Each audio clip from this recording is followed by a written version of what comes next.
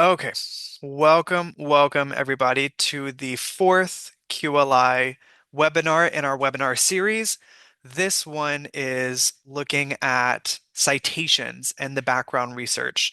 So where have we come so far? We've talked about idea generation. We've talked about making sure your QLI topic is researchable.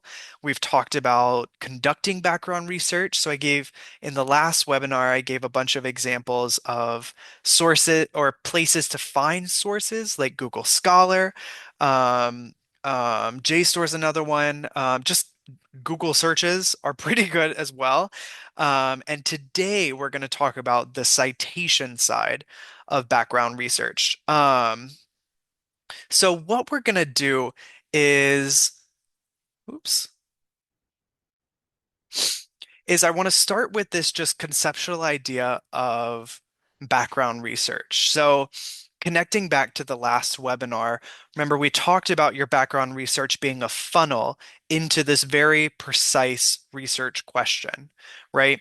So your background research is your overall like what's the historical, who's affected by this issue, like what's the overall picture looking like, getting you into this very specific question, right? So your background research is in part literature review, hypothesis, existing data. So all of these things coming together to form this picture, right? And that gets us into our, or that, sorry, that comes from your secondary research. So that could come from research articles, that could come from uh, interviews, it could come from court documents, it could come from documentaries on YouTube. So all of these things are examples of secondary research that are building this larger picture. If you think about a painting like the Mona Lisa that was not stolen, but almost stolen by the people at the Louvre. All of these brushstrokes, all of these different colors coming together to build a masterpiece.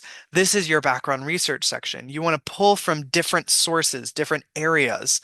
Let's use some news articles. Let's use some scholarly, like scientific research. Let's use some firsthand witness statements. Let's tie all these into our background research section so that we can get a strong understanding of the QLI issue, right? We call it in the science field, we call that robustness. You want robust research. You want to pull from different sources to make it as strong as possible. Okay. So it's all of these, everything coming together in this funnel, right? And so I want to talk specifically about getting into the specifics a little bit about your background research section. Um, and specifically for your project and your proposal, because remember, in this program, you're developing a research proposal and you have to meet certain requirements by April in order to submit to the competition and to win the scholarship money at the end of the tunnel, right? So your background research section, we've been talking about should paint the picture, needs to incorporate different sources, but what actually is required, right? That's a good question. What actually do we need to check the boxes? So the background research section has to be 3 pages minimum. Um, you need 7 secondary citations at least. So this, we talked about what secondary citations were last time. We'll touch on them today as well, but you need at least 7 of them. These are the news articles, the documentaries, the articles, all these things coming together. And you need one primary citation. Now, this could be in your background research section, or it could be cited elsewhere.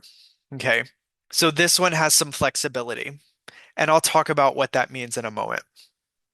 But in your background research section, you need at least 7 secondary citations. Say that 5 times, 5 times fast, 7 secondary citations. Um, the other thing that your background research section should do, and I mentioned this, is paint the picture of your quality of life issue. right? So some questions that you could answer and think about: what is the history of the issue? Find a source about that. How does the issue affect quality of life in the community you're targeting? So one of the answers was the accessibility or availability of mental health resources for LGBTQ plus youth, right? So what's the history of discrimination against the LGBTQ plus community? How does that issue affect their quality of life? So maybe how does discrimination and the lack of resources affect mental health outcomes, rates of anxiety, rates of depression, rates of suicidality? All of these things are should be answered in your background research section. Um, what populations are affected by this issue? So another example or another topic from the chat, racial profiling. What populations are affected by this issue that you specifically want to study? Um, Definitely the Black and Brown community. There is a history of this. There is a large history of this that you can find sources on for your background research section. Why is this issue important? Why does it need to be addressed? Is another question that you should answer in your background research section. So why is this a quality of life issue? This should be like, you should make a compelling argument for this. Another question, who, if anyone, is currently working to address the issue?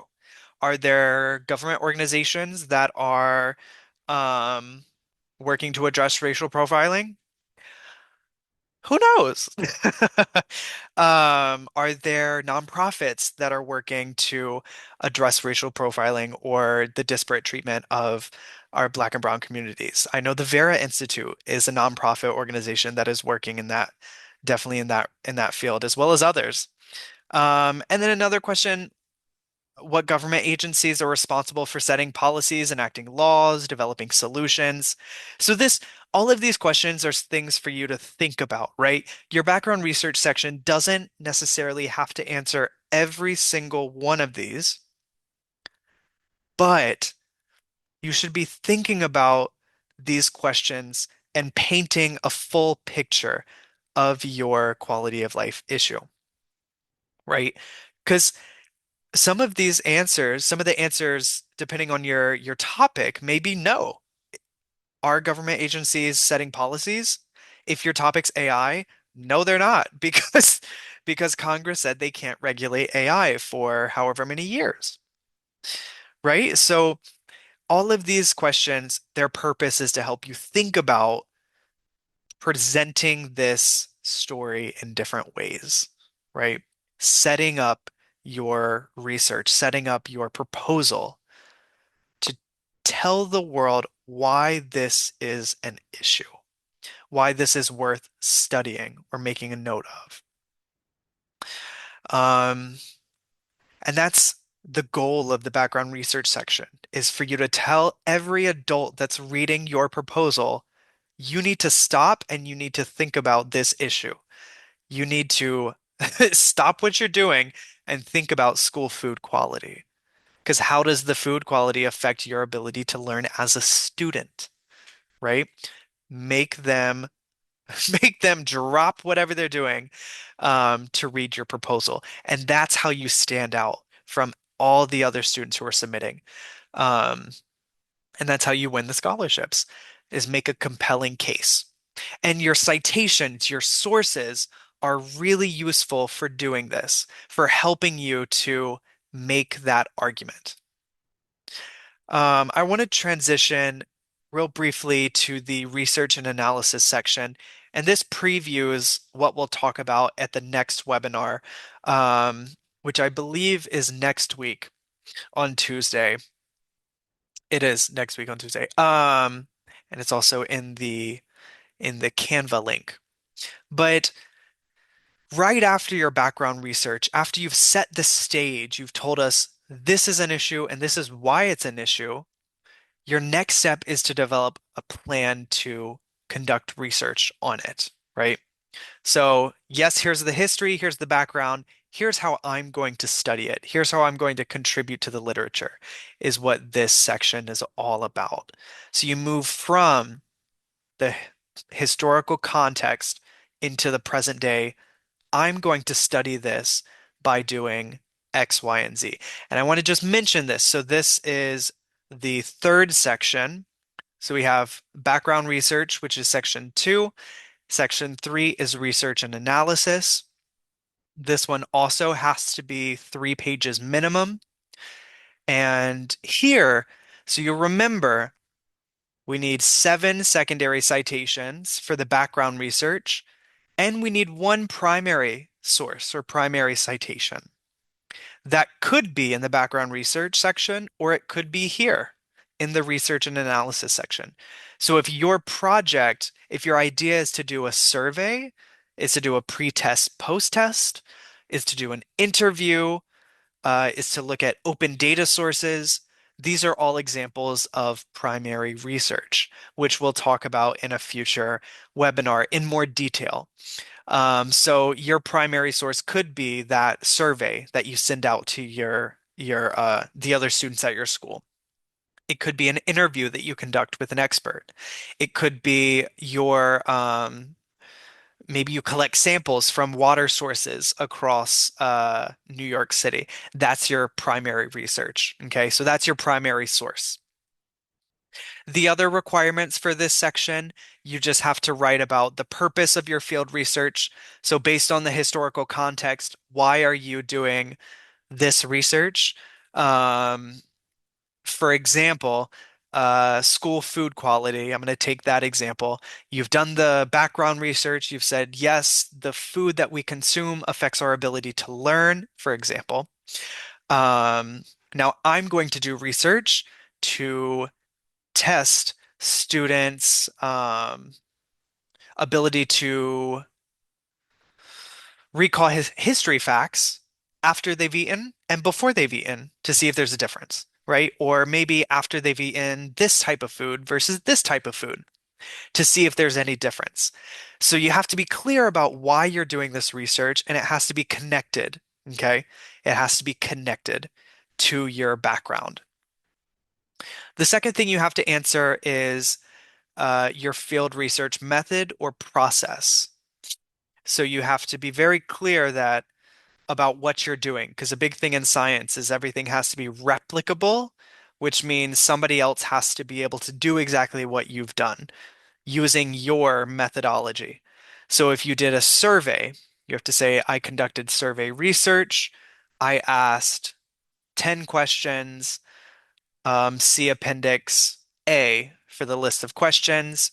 Surveys were sent out to students, to high school students, 9th through 12th grade, da da da, da da da.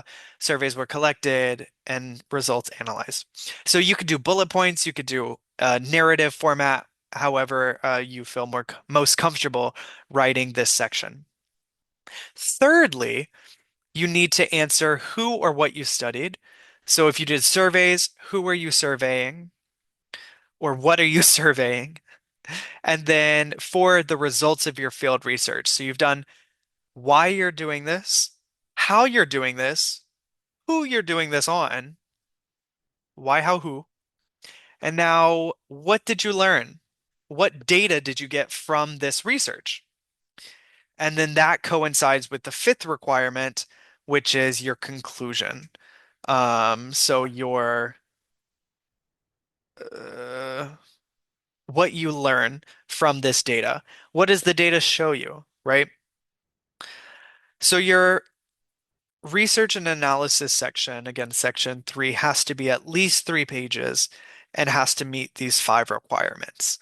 Some students will actually separate it in their proposal with 1 purpose, 2 method, 3 population, 4 results, and 5 under that section. And that's a great way to organize it.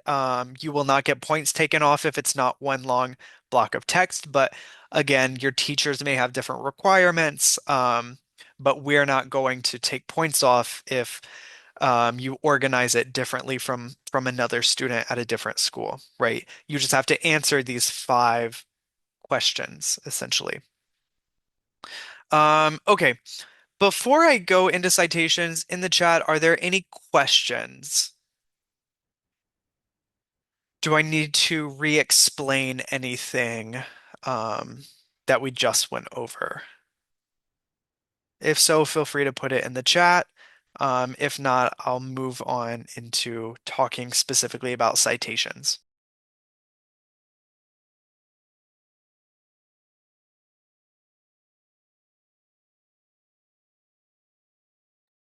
Okay, seeing none, I'm going to move on. So, citations, remember, for your proposal, you need 8 citations. Seven of them are secondary.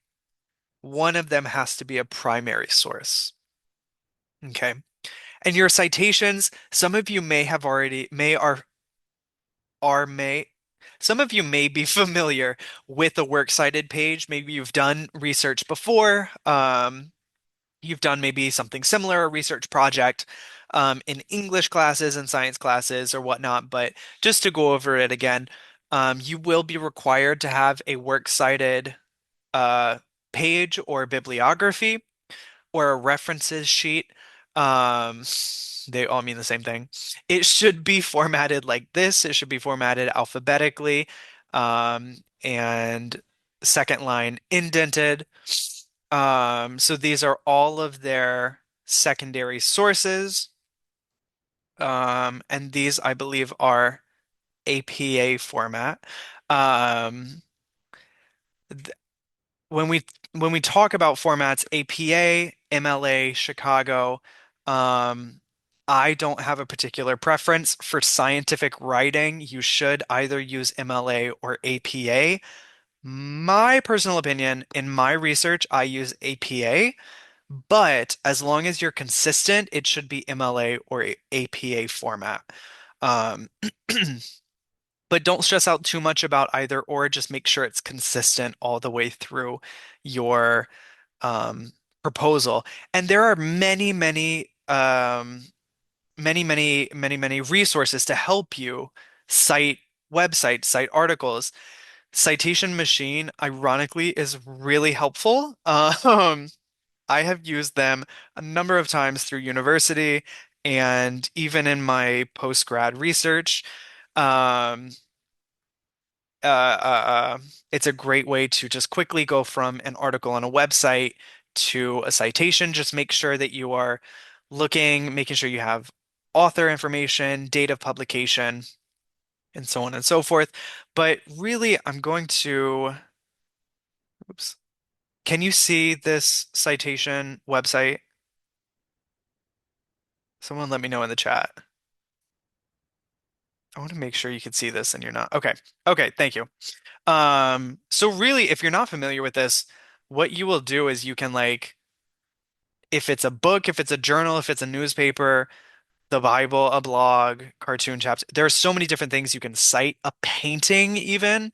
Um, but depending on what you're citing, like a website, you can just enter in this um URL and then it'll pull it up and you're like, yeah, this is it. This is the title. And you just click cite. Right? And then we continue, and then it pulls this up, and they're like, we recommend filling in the highlighted things just in case. It's got the author's name, it's got the title, the publisher, the URL, and the date of access and the date of publication. Wonderful. We're going to complete the citation, and it's done. And I can change it to be MLA, APA, whatever you need. And if you keep adding them, you click create citation, it'll add another one. You say, let's do another website. Why not? This one's about observational research, work. And again, oh, now, okay. Now it does use ads, okay? And I'm not gonna pay for something, but it, um, you can watch an ad and get it for free, but it'll add your citations together and keep them in um oh my goodness, and it'll keep them together for you. So this is a great website to use to just keep your information together, keep your citations together. Another thing that I really like is Google Scholar. So Google Scholar, you can type in your topic if you're just looking for something. So I remember lack of assistance with children with autism and education. I'm going to just search autism and education, and I see so many secondary sources. So I'm going to go here. And this is great. All of these sources, if I need a citation, right below it, you can see save with the star, cite with the parentheses, and then cited by whatever, whatever. Cite gives you options. You've got MLA, you've got APA, Chicago, Harvard, Vancouver. Again, I prefer APA. And you could just copy it from here and paste it into your document, your proposal document, Google Docs, whatever you're using.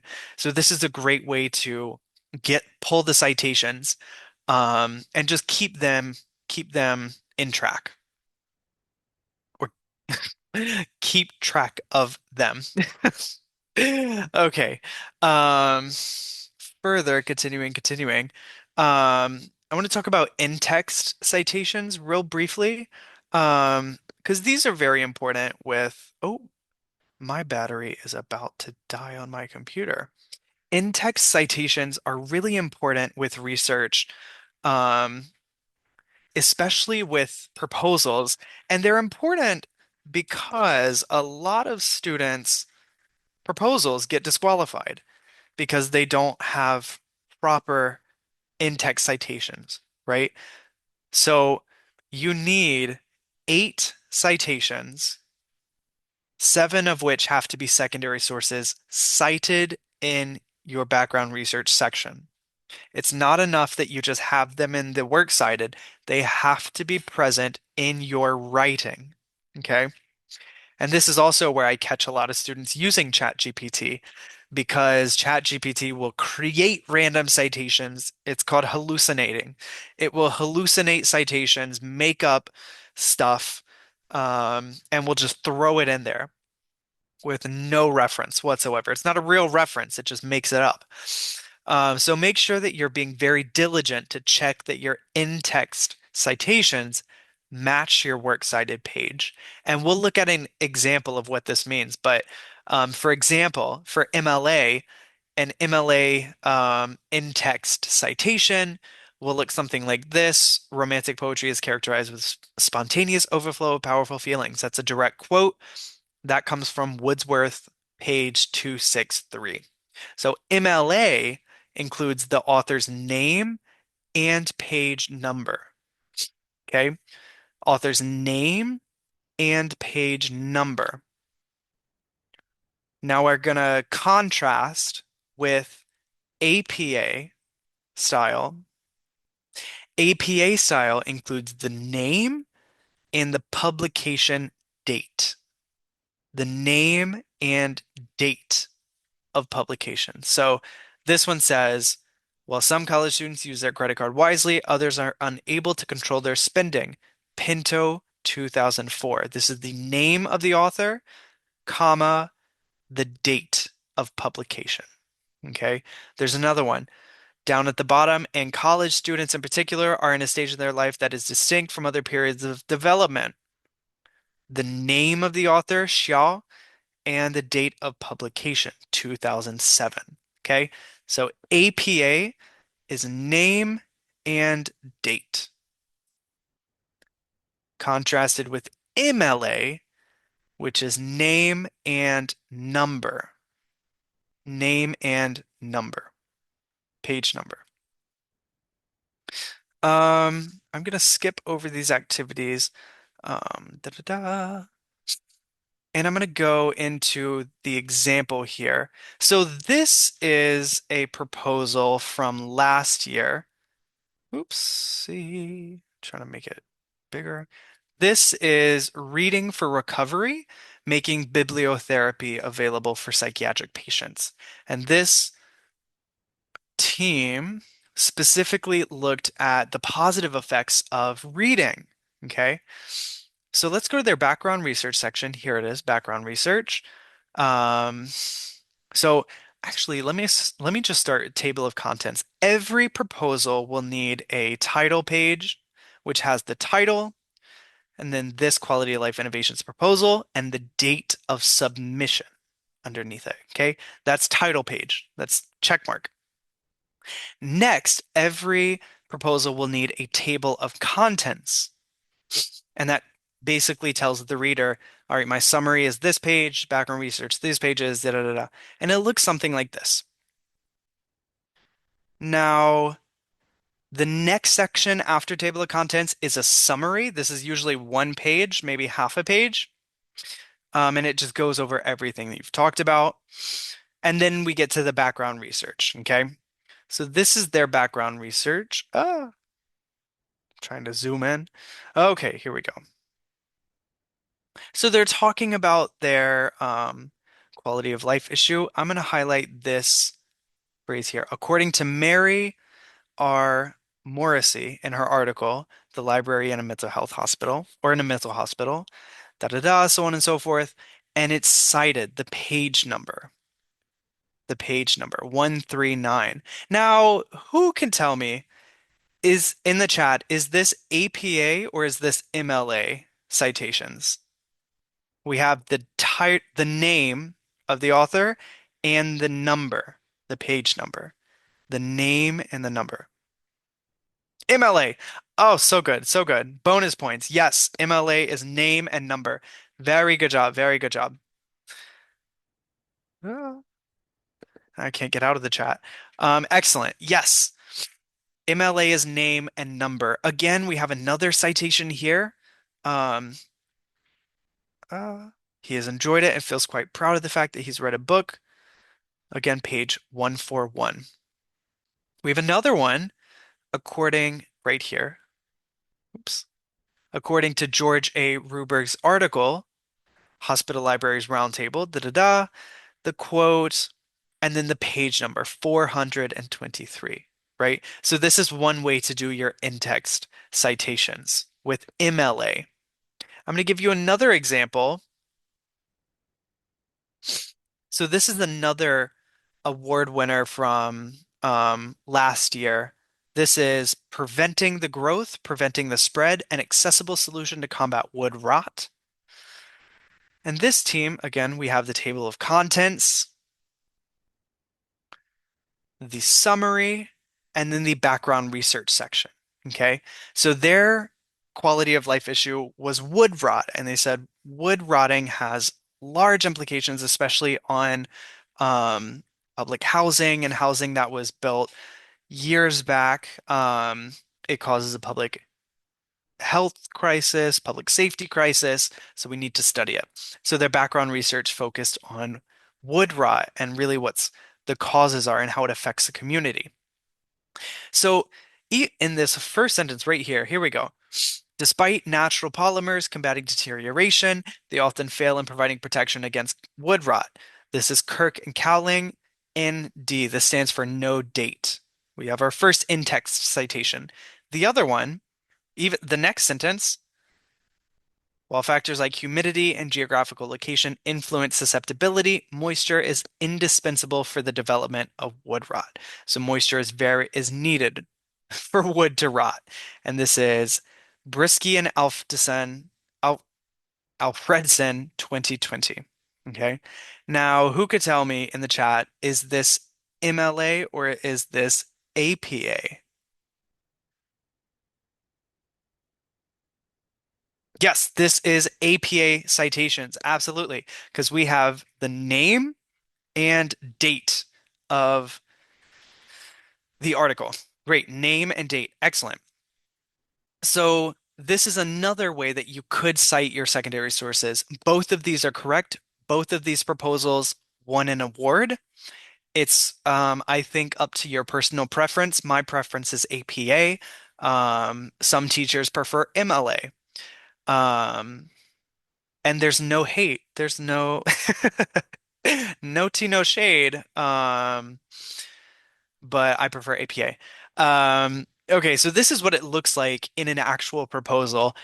I want to mention just briefly before we finish, something to think about again with the number of citations that you have.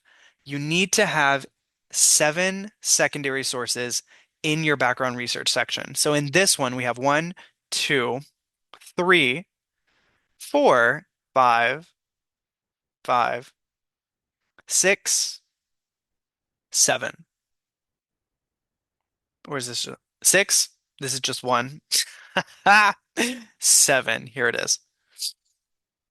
And eight. So they have more than seven, which is excellent, which is wonderful. Okay. But you need at least seven. And then what I do as a grader, well, I'm not a grader. What the graders do, the judges, they will look at those citations and they will scroll all the way down to your works cited or your references page and make sure that they line up, make sure that they match, right? Um, so we had Brisky and Alfredson, that matches. We had Building Mycology, that matches, right?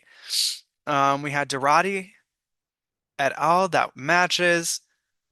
Pretty sure we had that one. Um, and so on and so forth. So if something doesn't match, for example, if you have a citation in your background research section, let's just say building mycology, and it does not exist in your references page, then that is a negative mark. That is an X. So your proposal will not be able to move into the next round of judging if that's the case. That's why it's so, so important to be detail oriented and to make sure that you are checking your citations to make sure that they match the bibliography or the works cited page. I will say on those lines, there's one caveat. If you have extra citations in your references page that are not cited in your proposal, that is okay. That is okay. But everything that is cited needs to have a reference, okay? Or needs to be in the references page, okay? And that is so, so important. That is how a lot of students will um, lose points and get disqualified from moving to the next round of the competition, okay? And that is everything. I was going to go into primary research, but I'm going to leave it for next time because I touched on it a little bit. Primary research includes interviews, surveys, focus groups, open data sets, and so on. And oops, I want to leave you with this. So next steps. You've hopefully chosen a quality of life issue already. You've hopefully narrowed down your research, and we are in the rest of this phase here, the green phase, which is secondary research and then creating a field research plan, which we'll do in our last webinar in December. And then once we get back from break, you should be collecting data, analyzing the data, and developing recommendations and implementations for your solution. Okay. So that is everything I have from you, everything that I have for you. If you have any questions or need additional information or just need support, you can always communicate with me. My email is jwilliams@wise-ny.org. You can always ask your teachers and then have them reach out to me um, as well. And then I have our attendance form for the day. So please take a moment